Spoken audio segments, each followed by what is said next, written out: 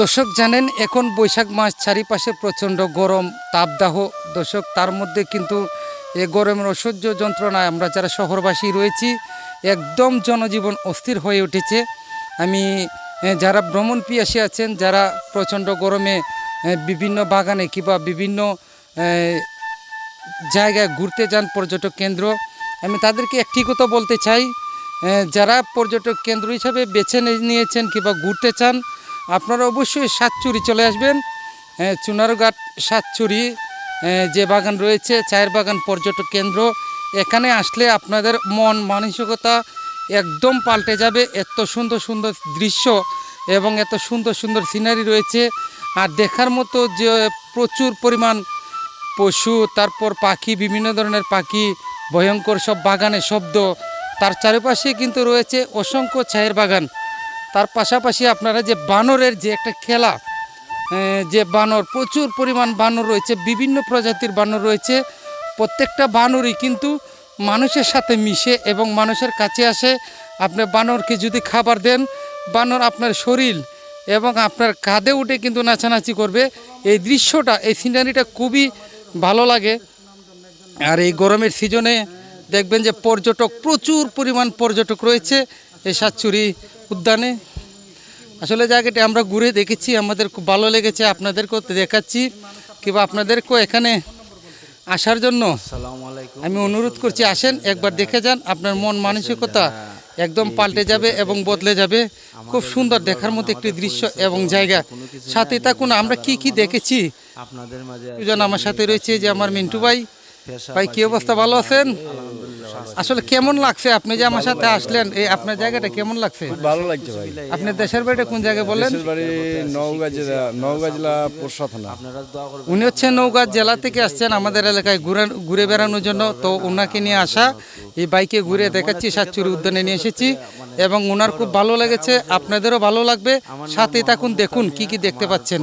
যোগাযোগ ঠিকানা হবিগঞ্জ জেলার চুনারঘাটে অবস্থিত এই রঘুনন্দন পাহাড়ের নামই হচ্ছে সাতচুরি জাতীয় উদ্যান। এখানে প্রতিদিনই আপনি দেশ বিদেশের বিভিন্ন প্রান্ত থেকে অসংখ্য ভ্রমণ পিয়াসী দর্শনার্থীদের দেখতে পাবেন। এই পাহাড়ে এমন সব জিনিস রয়েছে কিংবা এমন সব বন্য প্রাণী, পশু পাখি রয়েছে যা দেখলে আপনি অবাক হয়ে যাবেন। এই রঘুনন্দ পাহাড় অর্থাৎ সাতচুরি জাতীয় উদ্যানে আসার আগে যেসব সিনারি আপনি দেখতে পাবেন, এখানে রয়েছে চিরসবুজ চায়ের বাগান। যে চায়ের বাগান দেখতে দেখতে আপনার মন এবং চোখ জুড়িয়ে যাবে। তার পাশাপাশি জিয়া জাতীয় উদ্যানে যখন আসবেন, তখনই দেখতে পাবেন আপনি দেশি বিদেশি অসংখ্য পর্যটক। যে পর্যটক আপনি এর আগে হয়তো কখনো একসাথে সবাইকে দেখেননি।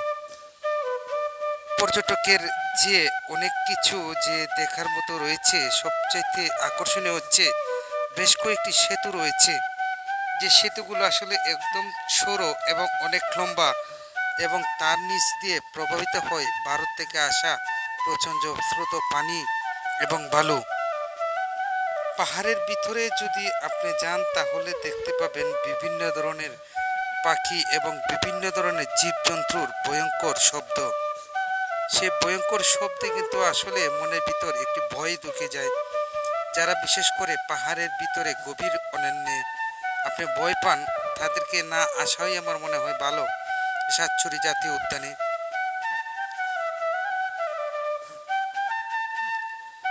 এই যে রাস্তাটি দেখতে পাচ্ছেন, এখানে আসলে মূলত টিকিট কাউন্টার থেকে টিকিট ক্রয় করে প্রত্যেকটা মানুষকে কিন্তু ভিতরে প্রবেশ করতে হয়।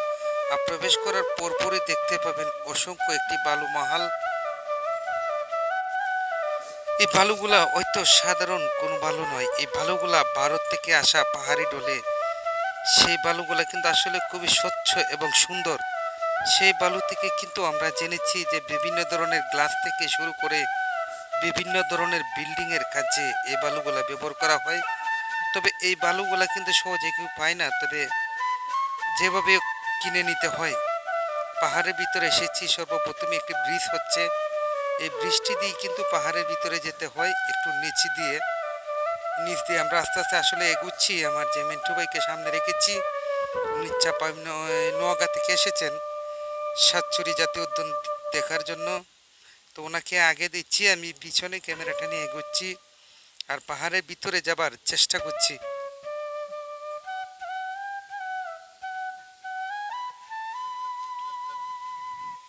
আসলে এখন অনেকটাই পরন্ত বেলা, প্রায় বেলা 4টা বাজে গেছে। আর পর্যটক যারা রয়েছে তারা কিন্তু সকাল 10টা 11টা থেকে শুরু করে বেলা 4টা 5টা পর্যন্ত এখানে থাকে অসংখ্য পর্যটক, এবং 5টার পর কিন্তু এগুলো বন্ধ হয়ে যায়। যে পর্যটক যারা রয়েছে তাদেরকে 5টার ভিতরেই কিন্তু এখান থেকে চলে আসতে হয়, কারণ জায়গাটা যেমন দেখতে সুন্দর প্রিয় ভালো, তেমনি কিন্তু ভয়ঙ্কর। এখানে কিন্তু অসংখ্য পরিমাণ ভয়ঙ্কর সাপ রয়েছে এবং দেখার জন্য শত শত বিভিন্ন জাতের পাখি রয়েছে। তার চেয়ে বেশি ভালো লাগে যে জিনিসটা আমি আপনাদেরকে বলছি, হনুমান এবং বানর। আপনি যদি কলা নিয়ে যান, আপনার কলা খাবার জন্য প্রায় দেখবেন শত শত বানর আপনার কাছে আসবে এবং আপনার এমনকি মাথার উপরে উঠে বসবে, কিন্তু আশ্চর্য বিষয় হচ্ছে কোনো বানরই আপনাকে আঘাত করবে না কিংবা আপনার কোনো ক্ষতি করবে না। এই গভীর অরণ্য দিয়ে যতটুকু ভিতরে যাবেন ততটুকুই কিন্তু আপনার ভয়ে আতঙ্কে মনটা গা চমচম করে উঠবে। আর ভিতরের পরিবেশটা কিন্তু একদম স্তব্ধ এবং নীরব। আর একটি ভয়ঙ্কর যে শব্দ, পাহাড়ি যে একটা ভয়ঙ্কর শব্দ, সেই শব্দটা কিন্তু আসলে অনেকটাই ভয় কাজ করে।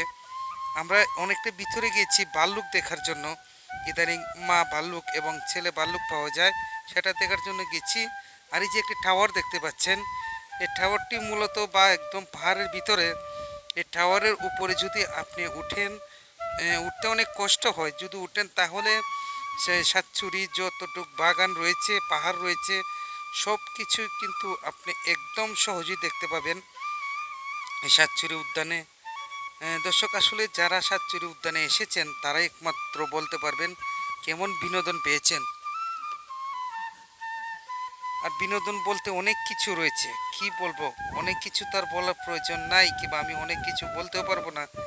যারা এই সম্বন্ধে সবসময় আসেন, সবসময় জাতীয় উদ্যানে আসেন, দেখেন এই স্পটে আসেন, তারা বেশ ভালো করে বলতে পারবে আমরা হঠাৎ করে এসেছি। আর এখানে কিন্তু আসলে আমরা অনেক কিছুই দেখেছি।